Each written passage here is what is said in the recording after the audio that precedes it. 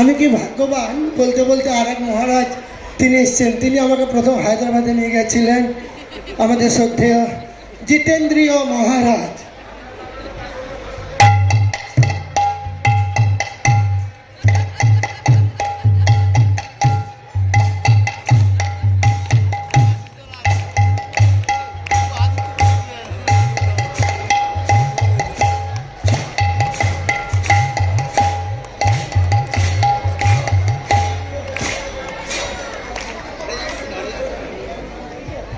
কিন্তু দেরি হয়ে যাবে।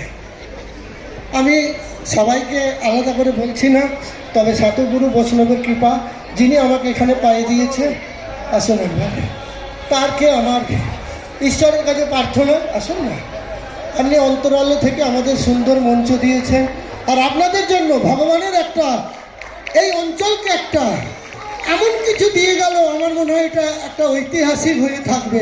আমি অনেক প্রশাসন করি, কিন্তু এত আন্তরিকতা, এত ভক্তবৃন্দের সমাগম সত্যিই একক উদ্যোগে আমি দেখিনি।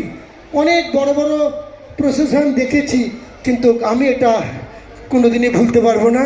চাই ধন্য ধন্য মহোৎসব